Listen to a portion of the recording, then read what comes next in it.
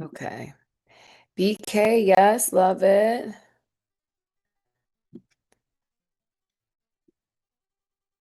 I'm a BK gal. Agent's notes. Is that, I think that's an AI thing. I'm like, wait, what? I'm like, that's not a verb. That's not a New York thing. I think that's an AI thing. Harlem, okay? It's like, wait, what? All these AI bots going on. Sorry, I had it like in my copy and paste, and I thought I copied it, but I'm from No Harlem. worries. Harlem. No worries. Oh, hey, Harlem. Hi, Charlene. What borough are you in? Or what neighborhood? Happy Friday Eve too, everyone.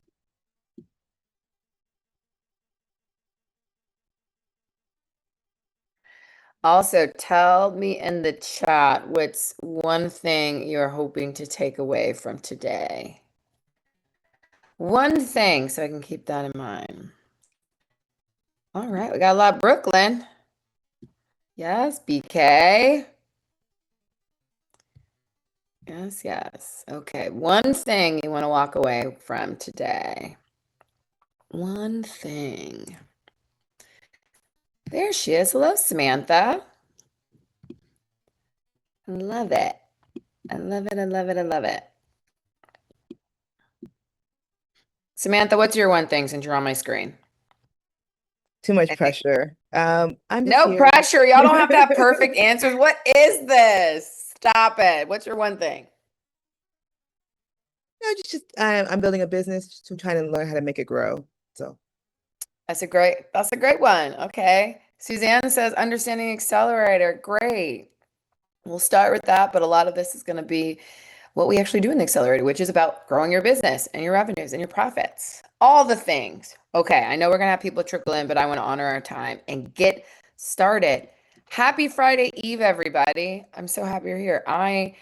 Today I woke up on the right side of the bed because she was up super early and is energized. I'm probably going to crash in a couple hours. That's okay. But anyways, happy Friday Eve. I'm happy you all are here. Let's get into some of this. Real quick, if I can remember how to use my screen. Hold on real quick. Let me just clean some of this up.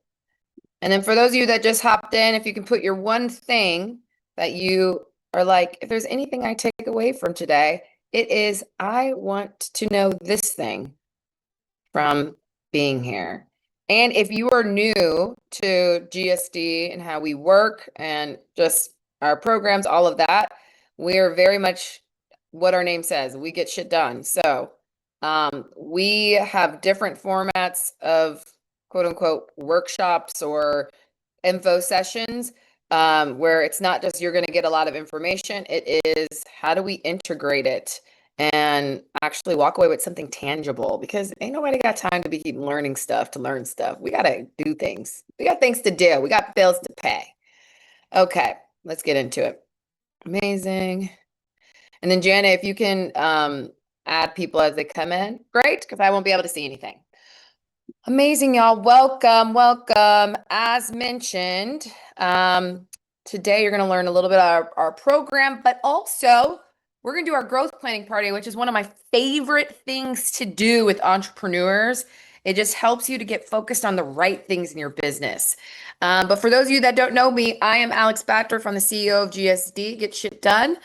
And our whole purpose is to help founders scale sustainably on their own terms and also help institutions to stop being the barrier and getting in the way of founders doing that. So we work on both sides. And today you're going to learn about the frameworks from one of our programs that we designed for Women NYC, part of the Economic Development Office from New York, in helping women founders do just that. Grow your revenues, grow your profits. Why is this so important to me? A little bit of background. I am a three-time founder now. I am in the 0.8% of women who have ever sold a business, the 1.7% who have ever scaled beyond $1 million.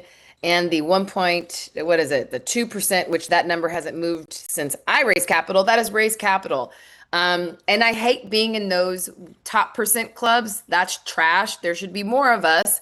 But a lot of times there's so many barriers in our way in getting there. So that's why we're here. Our whole mission is to make sure more women are able to scale and succeed on your own terms. And you know what? Maybe it's not multi-millions. Maybe it's not billions. And quite frankly, there probably shouldn't be a lot of billion-dollar companies. It's harming our planet.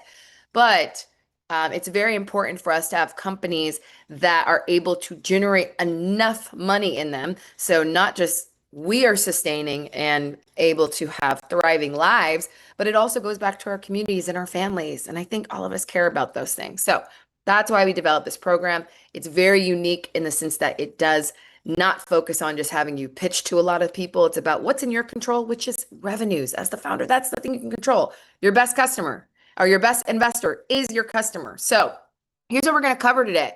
Why this program exists, what Scale Ready Studio Accelerator is all about, how we help you grow your revenues, and more importantly, like I mentioned, I don't like just talking at you. We're going to do some hands-on things today. So you're going to see some of our frameworks that we use within our programs that has helped our founders grow in action today. So you're going to walk away with something very tangible that you can implement into your business.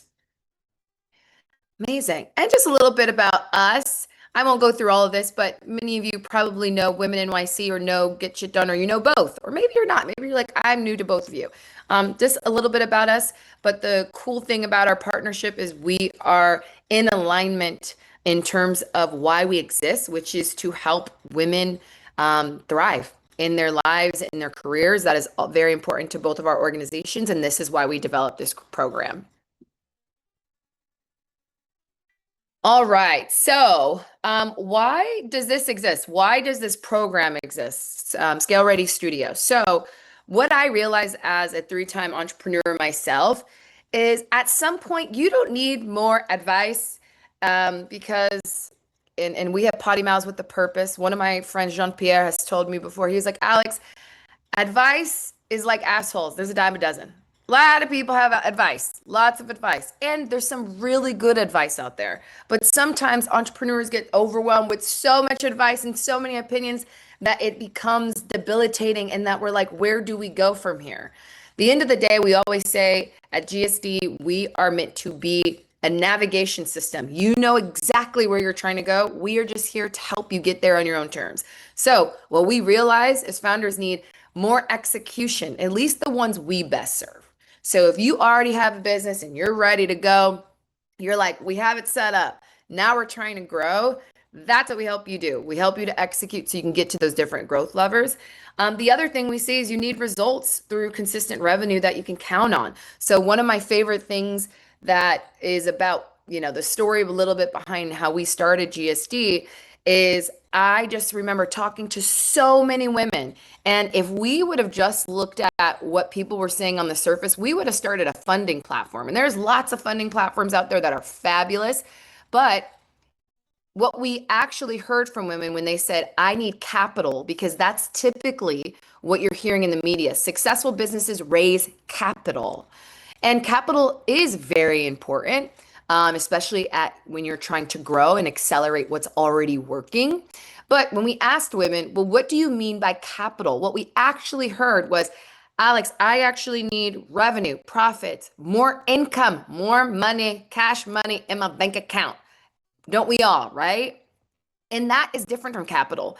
Capital is not your business model. Capital is meant to help you grow the thing that is already working. What we were hearing from women was actually, there's things not moving enough for me. I need to grow this thing more. And that needs to be in the form and tangible form of revenues, profits, and paying myself, because I hate when founders don't pay themselves. Oh my God, you all, we got to pay ourselves. So important. So that's what we mean. Results that you can rely on, that is in the form of actual cash, and that's in the form of revenues and profits.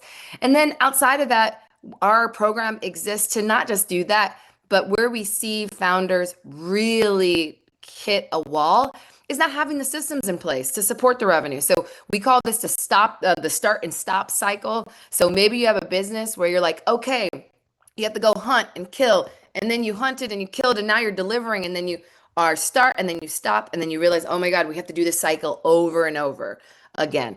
And that is a reflection of not having the right systems in place. You need to have revenue systems. So that's why we developed this program, to not just help you execute, but to also make sure that execution is tangible in the forms of what it takes for a company to survive and thrive, and also to have those systems in place to make it happen consistently. I love that word, consistent. Um, and I've been probably beating this over the head like a dead horse, but we are revenue accelerated, period. Period, period, period. So if you are looking to grow your customers, your revenue, your profits, that is what we are here for. I like to tell founders we are meant to be an extension of your business as a business engine, not another like class or course. This is not a course. This is very much so get your hands dirty every single week for 12 weeks. It is meant to be you are working on and in the business through the program, and we're helping you set things up. And the way that we do that is through our incredible network of facilitator, coaches, technical assistance folks, so many incredible people that are providing hands-on support. And what was also very important to me, because again, advice being like assholes sometimes, I have gotten so much advice across my career as an entrepreneur, but let me tell you, some of the best advice I have ever received are typically, and I'm not saying other people can't have good advice because my mama has great advice, but from people who have been in my shoes, people who know what it's like to get from point A to whatever step I'm at and beyond, because they can see where I'm trying to go because they've paved that path. And it's not going to look exactly the same, but they can give me some insight into, wait, how do I make this happen for me? So that's why the majority of the folks that are helping our founders are people that are founders and operators who have scaled 7 to 9 figure businesses themselves. So they're not just giving you theory, they have actually done it in practice and they know what they're talking about. That was very important to me and how we developed this program. All right, so who is this program best for? And specifically for our upcoming cohort, and applications are going to be due next week. So Janet, if you can actually put the link into the comments, that's great. You can learn more about our program. But this is for founders who are in New York City. This is a free program that is, and nothing is actually really free. This is paid for by New York City taxpayers. So if you're a woman identifying founder in New York City, if your business is in New York City, this cohort that is coming up is going to be focused on green economy founders. So what the heck is green economy? The way I would say it is very broad in the sense that if you have a business that is doing anything that is creating a great environmental impact, so maybe you are doing something in clean beauty or green finance, or you help as in architecture firm that you help companies and how they set up things to be more sustainable and to decrease their carbon footprint. Any of those, there's so many different things. But if you are having a positive impact on our environment, that is what we consider green economy. There's so many ways that you can justify it. If you have questions about whether your company actually fits that mold, you can always reach out to our team directly. Janet, our program manager, is actually on this call, so you can reach out to her as well. And then the other thing who we are best for is you already have a business. So if you're at the idea stage, we are not going to be the best program for that. There's so many amazing, amazing programs for that. But we're not the best for that because we realize that it's going to feel really overwhelming because this program is really meant to help you accelerate what's already working in your business. So at that idea stage, we're not going to be the best for you. But when you are there, if any of those, any of you on the call are in that stage, if that is you, please come back to us when you're ready because we would love to support you. And then again, what do you want? If you fit all of those, but this is what you want: consistent revenue, the systems to make sure your revenue can scale, more sales and partnerships, and you don't want to go at this alone. The number one thing we hear from founders when they come into our programs is they want accountability. And that's what our program offers. So if that is who you are and what you want, that's what this program is all about. Okay, how does this program work? So it is over 12 weeks. It is a hybrid program. It's going to be in person and online. We meet for 12 weeks in person on Wednesdays from 12 to 2 p.m. every single week in Midtown. Also, we have our Thursday online sessions. These are meant to be integration sessions. What does that mean? So on Wednesdays, we have a facilitator come in and teach you a high level thing around here's a specific pillar to grow your business. Thursdays are then taking that information and integrating it into the business. Like I mentioned, this is not just to be a class and a course. This is how do I actually see the tangible effects of this information inside my business. That is how we structure the program. And then hands-on, like I mentioned, we offer one-on-one coaching. As mentioned before, with founders and operators who have scaled 7 to 9 figures, so they know what they're talking about and are there to guide you. We also offer what we call technical support. So outside of your coaching, once we get under the hood in your business, you'll start realizing, dang, one of my weak spots is maybe I really need to put a better P&L together. Or maybe my email automations are all messed up, or we don't even have any, or my sales systems need help. You will be able to look from an amazing group of highly vetted technical assistance people for the issue that you are encountering. They will work hands-on with you to help you put it in place. So if you're like, oh my God, how do I set this email automation? We have an amazing person that does that, so on and so forth. So again, this is meant to help the engine of your business. And then outside of that, my favorite thing, especially we just wrapped up our last cohort of this program, is the community of founders, operators, ecosystem builders across the board. Everyone is top notch. Like one of my favorite things, and they're still going at it in our WhatsApp group, is how much people show up for each other.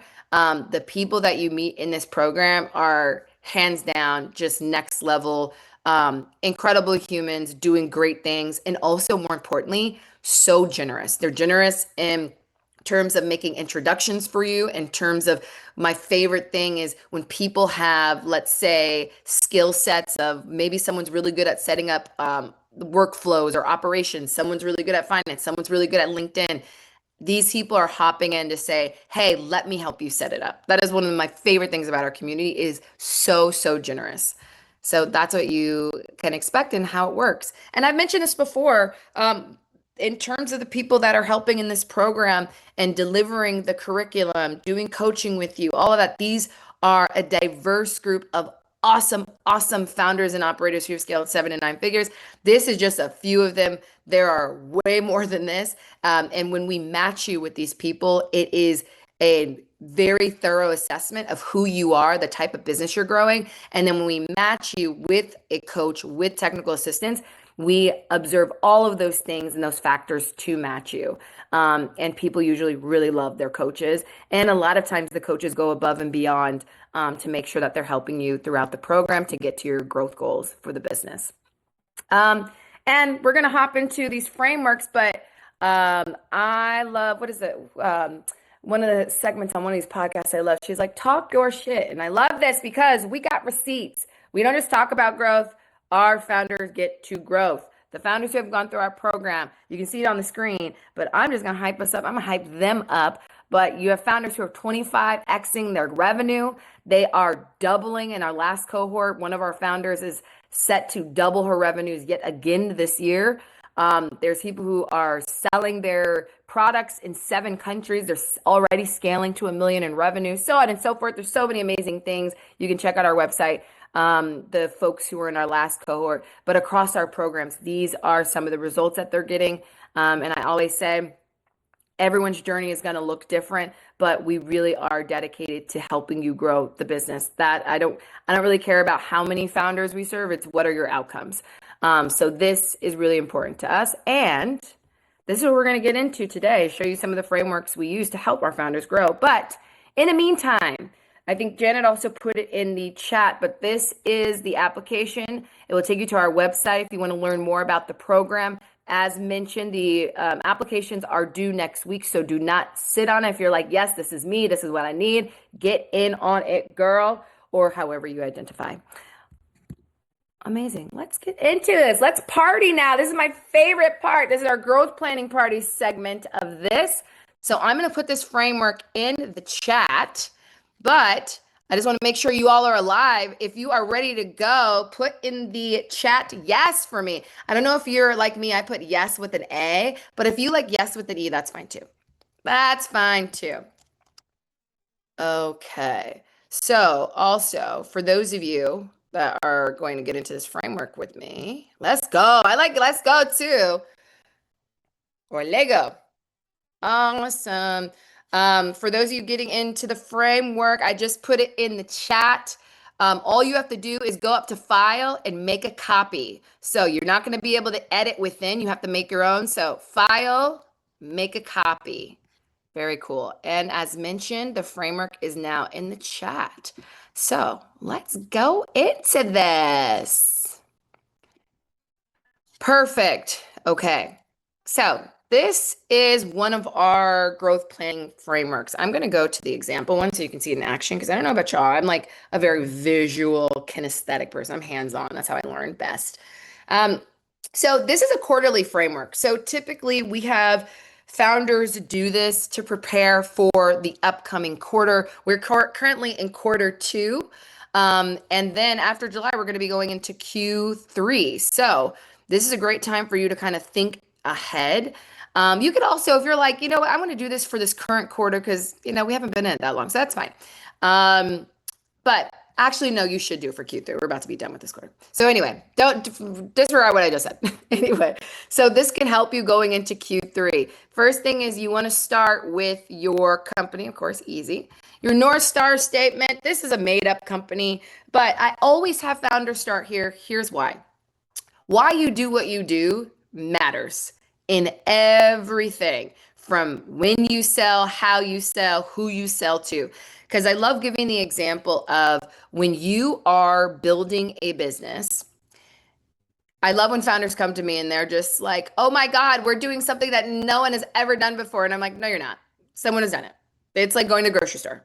It is literally you are selecting from the same of just a ton of the same products, but maybe a different package. So the way you deliver it, your sauce, what you stand for, those are the things that make you stand out.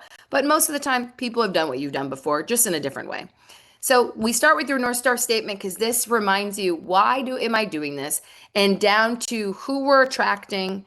And more importantly, so you are staying in alignment with attracting the type of clients that are going to be energizing for you. This is something I see founders do all the time when you're in survival mode, maybe trying to reach for anything.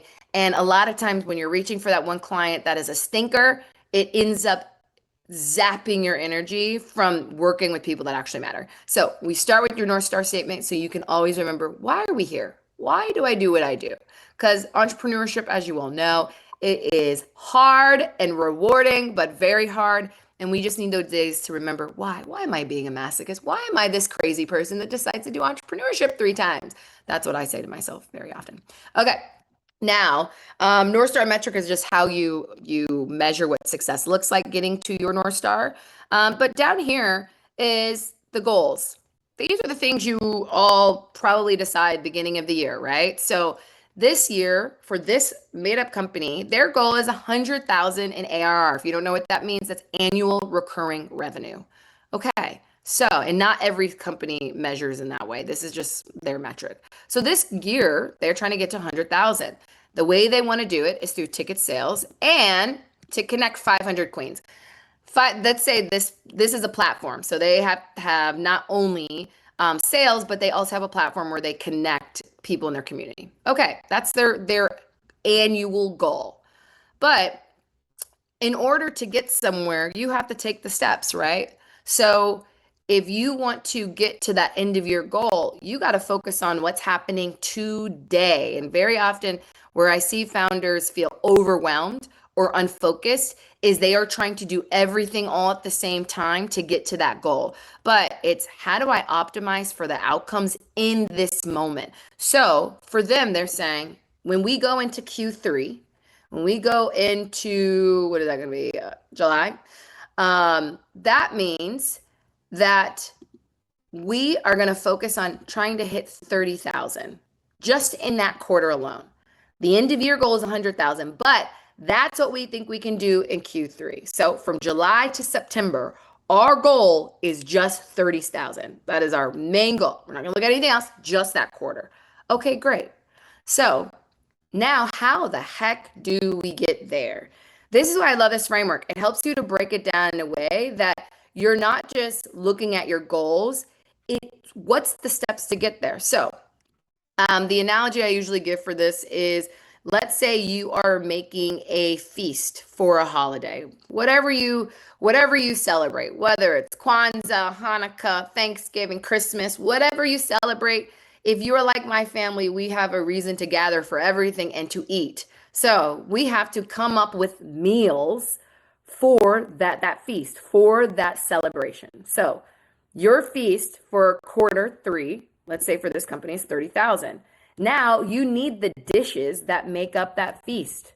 So in my family, we always have the key dishes that you can never ever forget for our meals. That means mac and cheese, my famous mac and cheese. Like literally, I will fight anybody. I have some of the world's famous mac and cheese. We always gotta have the mac and cheese there.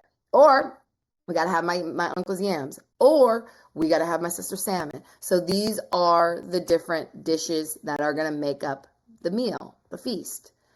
This is how you can think about your business goals is your feast into quarter goal, whatever it is, this company's 30,000. Now, these objectives are the dishes to get there, help them hit that number. And these dishes, like anything you cook, they have ingredients. That's what MKRs are. MKRs are your measurable key results. And breaking down each of the dishes for your meal like this helps you to understand how much time, effort, and energy is required to get there. This is when I see founders overwhelmed because what we'll do is we'll be like, we're going to launch email campaigns. And I'm like, cool, what does that mean? And when we only say the very general thing about getting there, it's unfortunate because it doesn't let us understand, wait, what are all the steps to get there? Because that's going to help me to determine, do we have the capacity to add more things on? And if we don't, and that one thing will not help us to hit our goal, we need to assess, is that worth our time and energy? I'll give an example. I remember there was a founder in one of our cohorts, and she has a fashion platform, and she was spending so much time wanting to upload all of these products to her platform. And I just remember asking her, I was like, okay, let's look at the numbers of doing this. And it was literally, she needed to upload thousands, but literally each product upload was only going to yield her a couple of cents. And I'm like, we got to make this make sense. Why are we spending our effort and energy? And I remember she started tearing up because she's like, I have been literally spending so much time and energy doing this thing. And it felt good because it feels like it's in your control and it feels like, oh, I got something off my to-do list. But we have to really assess when we're doing things in our businesses, is it yielding us the returns we need for the business to thrive? And sometimes it's a no. And that sucks. So that's why this helps us to really put at the forefront, is this thing paying its rent with my time and energy to justify me participating and focusing on it? So this company, 30,000 is the feast. Now the first dish or this feast is, okay, we're going to get to 30,000. The first thing they're going to do is we are going to get some distribution partners. And we think that's going to get us 5,000 of that 30,000. Okay, cool. What do they need to do to get there? And for those of you that are looking at this, you might have way more steps than you probably do for one objective. That's okay. You can just add more lines in it. But the first thing they have to do is research. And you're going to notice through this process, we put in the really tedious things here. Reason being is when you skip over these things, they hold weight and they take time. So if you're like, we're just going to launch the campaign, it's like before you launch, there's so much we got to do. We got to do the research. We got to analyze past results. We got to look at putting the content together, the assets, all these different things. For them, distribution partners, they need to first do the research on who the potential partners are going to be. Great. Now, we need to create a list of who those partners will be. Then outside of that, well, we can't just assume they're going to partner with us. We got to reach out to those people. I would actually say before they even do outreach, they got to probably craft the messaging for that outreach. That's something that they should put on this list because that takes time. Then from there, you don't just want to reach out one time. This is something we say because our program is so focused on sales and business development. One of the biggest mistakes we see entrepreneurs make is in the sales process, reaching out just one time. And then they're like, oh, but no one responded. I'm like, did you follow up? There's so much money in the follow up. There's so much opportunity in the follow up. And let me tell you how often people do not follow up. I am a queen of a follow up. I will follow up. Until you say no, I will keep sending messages. So, follow up, I would actually say they can probably follow up more than once too. Here. Cool. Now they need to convert some of those people and then get on the call with some of them.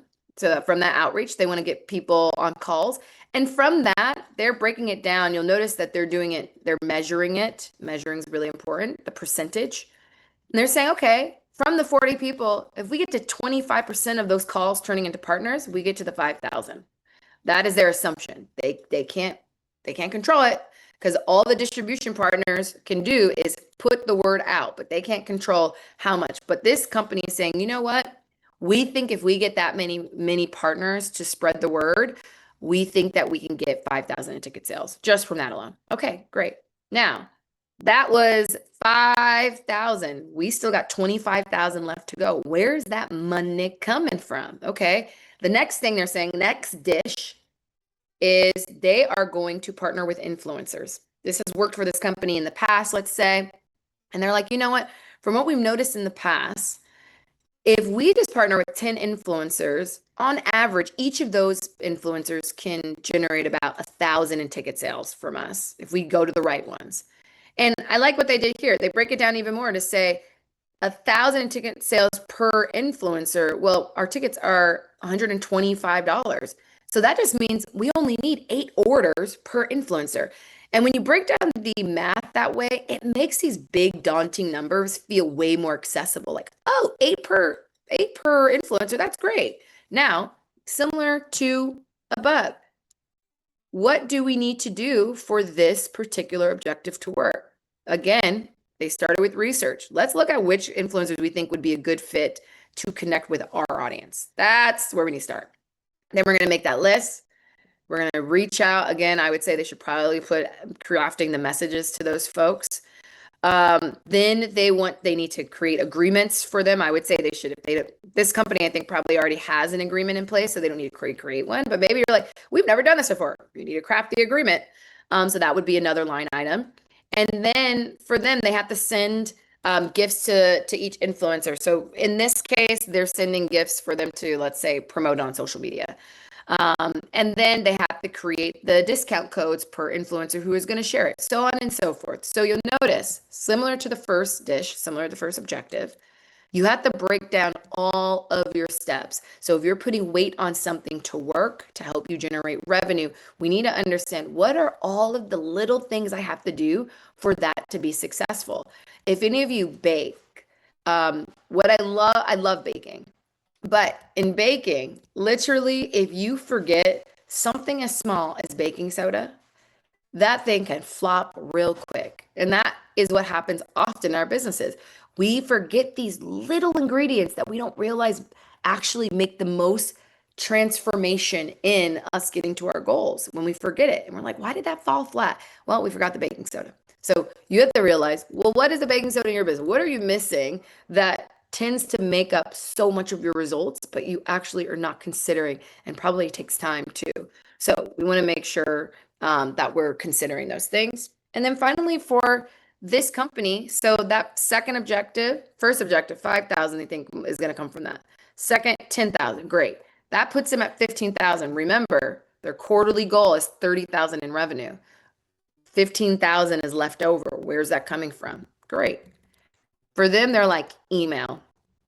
We crush it at email. So let's just say if it's this company, they're like, we are going to do a drip email campaign to drive ticket sales. And through that platform, on average, they're saying, you know what, on average, we can get $155 per person who converts from email campaigns. That's just 97 orders. That gets them to that 15,000. Again, what are the steps to get there? First, we got to analyze. For them, we got to analyze what's worked in the past, maybe past campaigns. For this company, they're deciding, again, these are the tedious things that you need to put into consideration when you are planning because it takes time. Yesterday, our team actually set up a new sales system, and I was setting up a new sequence for messages to go out. Oh my God, I did not think about how much time it took me, and I'm still talking to them today. That's something I should consider, right? Setting it up, going through the testing, right? So they have to set up the software. Then they need to segment these email campaigns because they're like, we're not going to send it to anybody. We got to send it to have different messaging for different people in our audience, right? Because we want it to convert. So that's what you'll see that they did here. I would say that for this company, this pillar should actually be way more expansive. It probably has way more steps. Like they need to send out the test emails, have their team review it. What worked? What did it? Is the language working? Do the assets look good? All of those different things that needs to be taken into consideration. So these are the dishes that are going to make up the feast for this company, which is their Q3 goal of 30,000. That is their 30,000. 5,000 coming from one dish, 10,000 coming from the second, and then 15,000 coming from the third. So I am going to pause there to see if people have questions about this framework before we do some examples live together.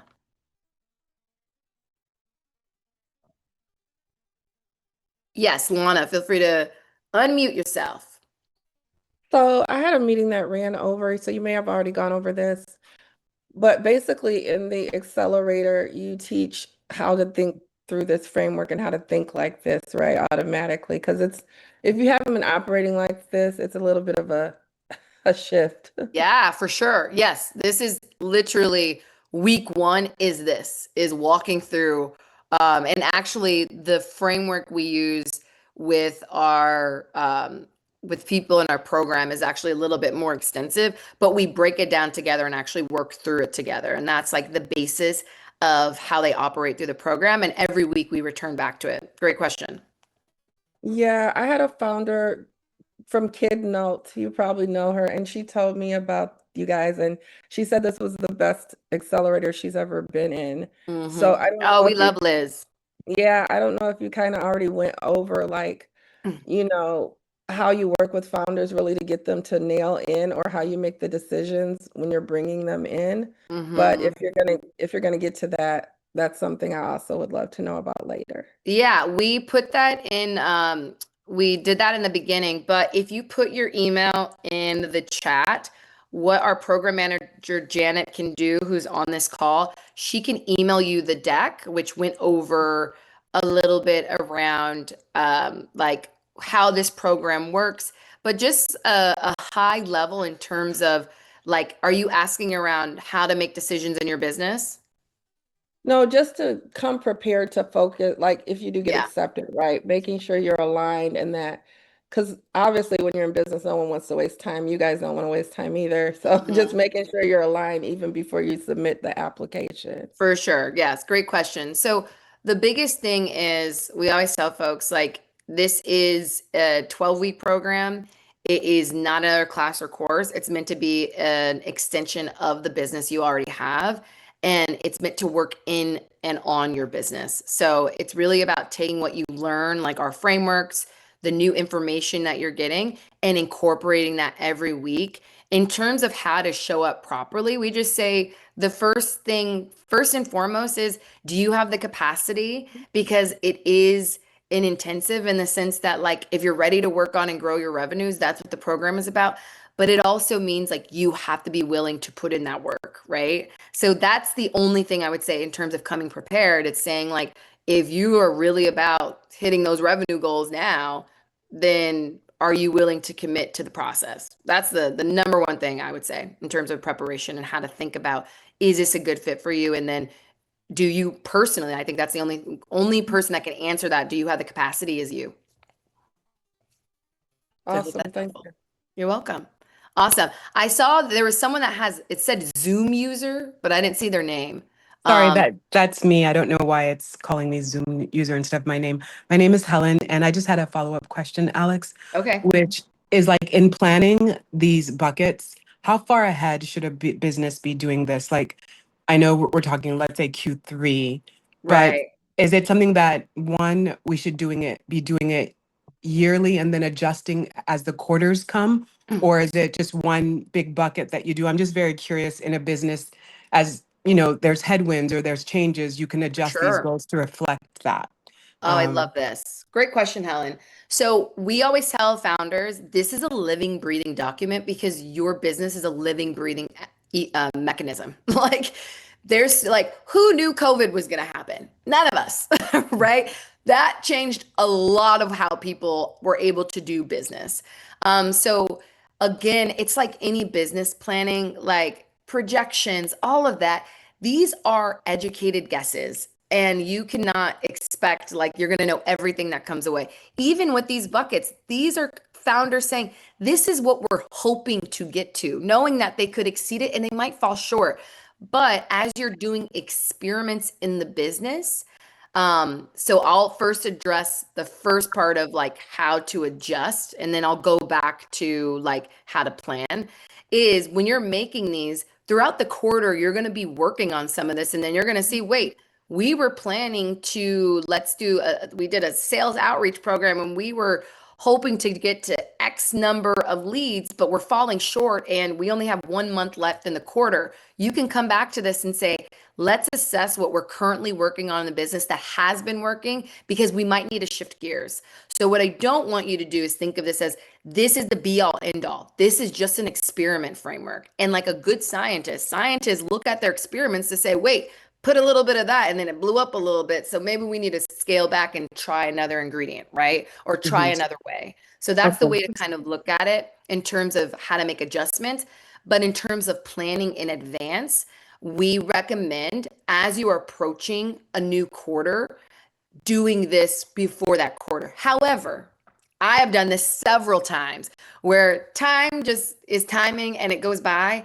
There's sometimes I do this a couple weeks into the quarter, Okay. and that's okay. Okay. That is okay. Life is lifing. It happens. So the end of the day, we say try to do it right before the quarter. But if things just happen and you get to it later, that's fine.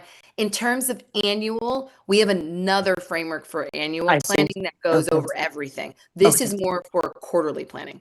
Okay. And then the feedback loop that you're speaking of that gives you data to Yep. adjust as you need it should be built into those steps, those like objectives, Yep. like how to create. So that feedback loop. So you say, oh, I reached out to 8 influencers, but all of them want, a free stay in order to, I don't know, promote. It allows you to kind of adjust within the objectives that you have. So the feedback loops should be built into these quarterly, like the Mhm. information that you need to make decisions and adjust should be built into those steps, correct? Yeah. Okay, Yep. got And then it. even the framework we use in our program actually embeds more of the metrics into it. This is a bit more general, Okay, but that's why you noticed up here on this objective line, we had them break down those numbers. Okay. Just because it's helpful for like a founder, and if you have a team. This is the other thing I love telling founders too, is share these things with your team. Share it. It is something you can actually put into your project management system, copy and paste, whatever. But also it holds you and your team accountable. So you as the founder don't have to have everything resting on your shoulder. A lot of times where we see founders stall their own growth is they become the bottleneck. So let's say if you do have a team, you could be solo and that's fine. But if you have even a VA, it allows them to see what can I actually pass off that I don't need to do. So maybe you're like, okay, someone on my team can analyze. I have other things I need to do, right? But this just helps again also with not only just hitting goals, but accountability, and it is a good experiment framework, but also a good delegation framework too. thank you. Of course. I think I saw Phoenicia, if I said that correctly. Yeah, no, I think Yep. the question I have is probably more towards the end. Mm-hmm. So I'll wait. Okay, amazing. Any other questions before we do this live? In Yeah, I action? had a question. Like, how do I know that email sales would actually get me to that goal? Like, we made it objective 3, but like, what Mhm. tells me that this is gonna push me towards the 100K ARR? You don't know. That's the Okay. thing. I mean, and that's anything in, I mean, life, right? We can say, I have this goal of getting to this. And it's like, we can do the steps and then we're gonna mess around and find out. We're gonna see what's gonna get us there. Why they are so, because I think there has to be, it's an art and a science to planning, right? This company has enough historical data to feel confident enough to say, we think we can hit 15,000 just from email. If you are just starting off, and let's say you have like 10 people on your email list, probably not. Unless you have a really high ticket item where maybe you sell retreats and it's like if one person, 10% of that list just converts, which is very high number for email conversion. It's usually like gold stars, like 2%. But if I can just get that one person and you have something that is already 15,000, great. For them, though, they have some historical context to then be able to say, we feel confident enough. But again, like I mentioned to Helen, is that you are going to adjust. And as you're running these experiments, literally your business, life, all of it is an experiment. And you're just trying to figure out, is this thing getting me to where I want to go? And you make adjustments as you go through it. Amazing. I think I saw Christine's hand. Oh, yes, I had raised my hand, but then I saw Janet responded because I was asking if you don't have like regular revenue and you're like starting out, would this program be appropriate? Yeah, so I would say for founders in this program, if you have a business and have some revenue already and you're growing it, that's fine. If it's inconsistent, that's also fine. But you do have to have something already because we're meant to accelerate the thing in place. If you're still setting, let's say, your business up, we're not the best for that. There's lots of amazing programs that help with that. That's not what we do best. Lana. My question is, when you're doing this every week, you're analyzing how much time are you spending, would you say, committing to doing this? Great question. Every week, and also a requirement in the program is submitting, again, it's about accountability, collective accountability, is submitting your metrics. So every week, Janet sends a message saying it's time to submit your KPIs this week. And this is not only for you to track your own progress, but it's also for our team. So we have really great systems in place that tell us like, every week founders submit not just the progress on their business, but like how confident you're feeling. And we have a notification that if a founder's confidence falls beneath a certain score, it pings our team to say, reach out. Let's say, reach out to Lana. She is not feeling confident this week. And then we can say, hey, tell us what's going on. Right. So it's every week you're having to submit this.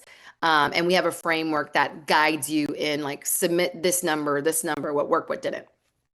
Well, and I think what I'm trying to say is like for the founder who is not actually doing it. What do you mean?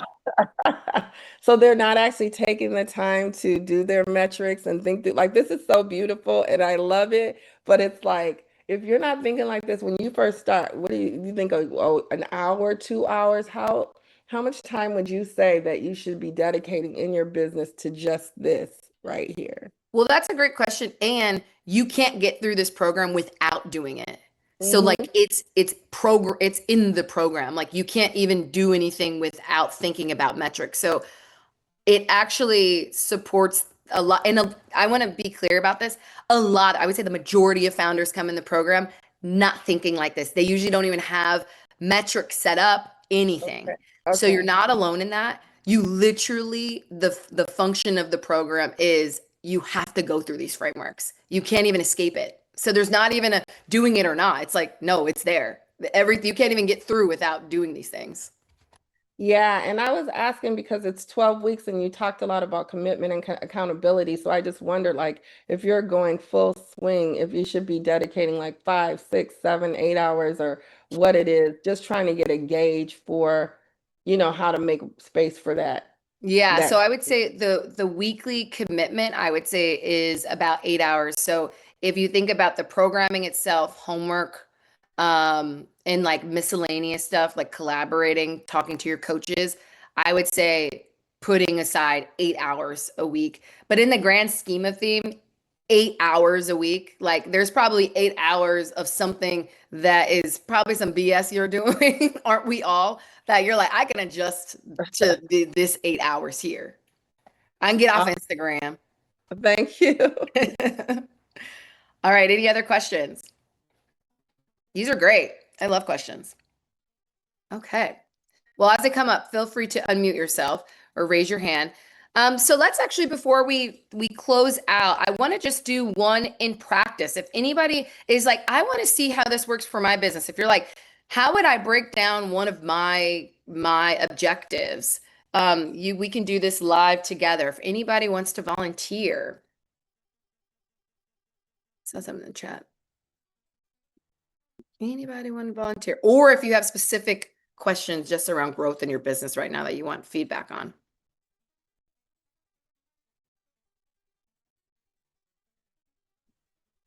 I have one, Alex, if we can play with it. Yes, of course. Let's do it.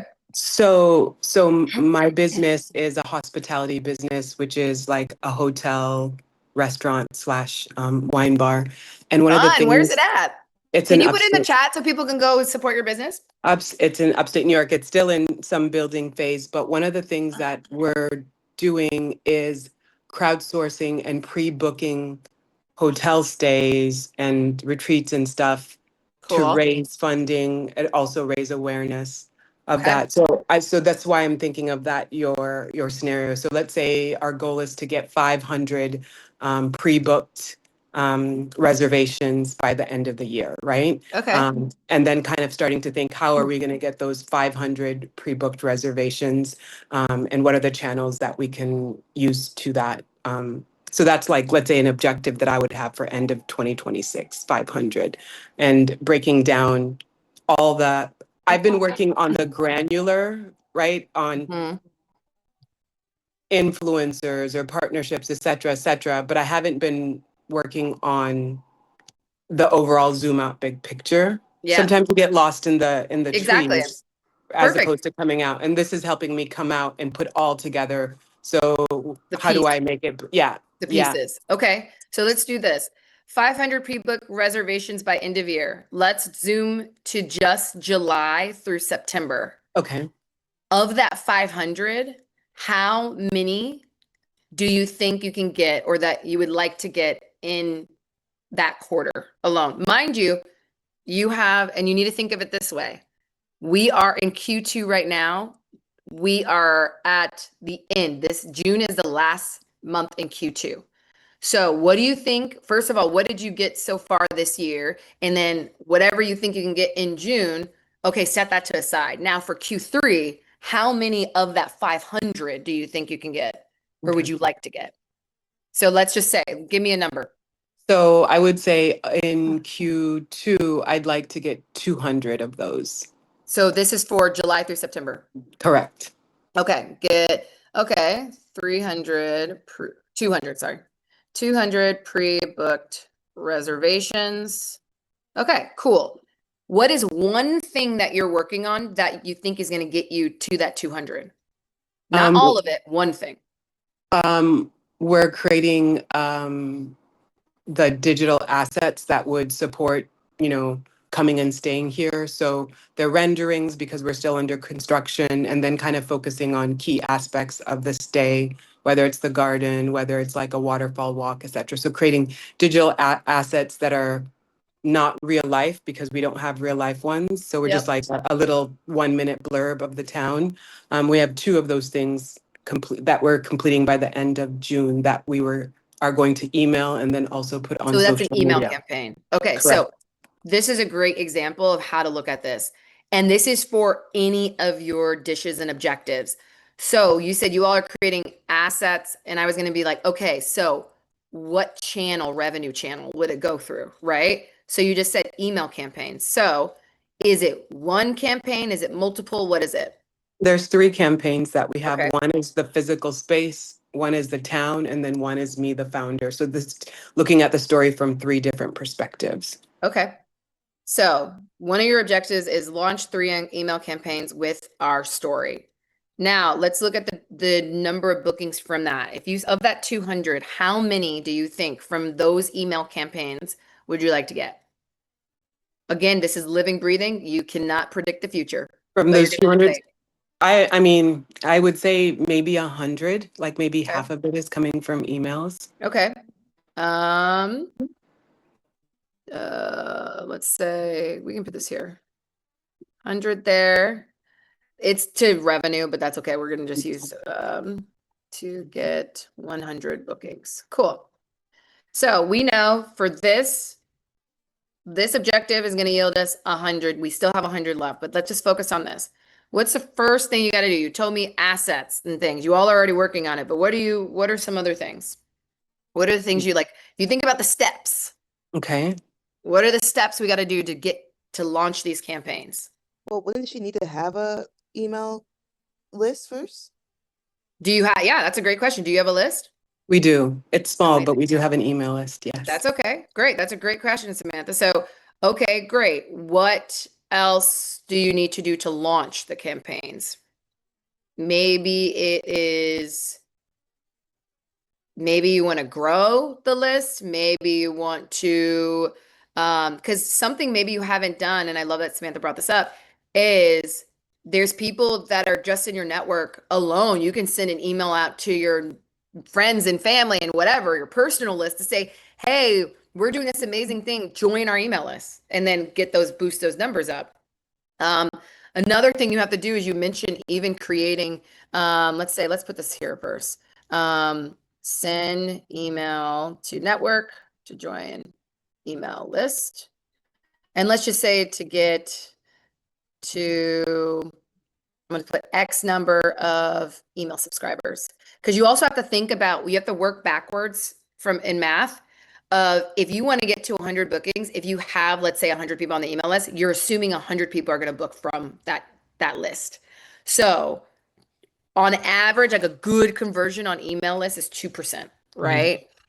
So for you, we have to think through that. The next thing, it sounds like we need to finish digital assets, right? Then you need to probably set up the email number 1. Then we need to set up email number 2. So it's all, think about it that way. You got to go through all these little bitty steps and do it with your team too. So it doesn't feel like it's just you. What am I not thinking about here? Right. And then when you look at that and you do backwards, I do back of the envelope math is what I call it, saying from our current email list, can we get to those 100 bookings? Because let's say we have 100 right now, that's assuming we're going to get 100%. So maybe another channel for getting the bookings is social media. Blasting on social media. How many people do you have across your social channels? We need to probably develop a campaign. Again, you can probably, reuse the assets you're doing from the email, but just do it on social. But you treat those separately because they're separate objectives. One's email, one's social. And that's also for everybody. When an objective starts feeling overwhelming, a lot of times it's because you're putting multiple things into one. You're putting multiple activities into one bucket, and they need to be separated out. So that's the way to kind of look through this, Helen. And this is for everyone. So I know we're about to be at time. We are at time here. So for those of you, again, use this framework, continue working on it. Especially as you're going into Q3, you can come back to this every single quarter, rinse and repeat. And if you would like help implementing this, I highly encourage you to apply to our upcoming cohort. As a reminder, the applications are due next week. If you have questions, you can reach directly out to Janet, who is our program manager. She also put her email in the chat. But if you have other questions too, reach out to us. I hope this has been helpful for you all. And I hope to see your applications for our program. I'm so happy we were able to spend this time together. So everyone, have a happy Friday Eve, and we'll see you next time. Awesome. Thank you. Bye. Thank you, Alex. Bye. Thank you.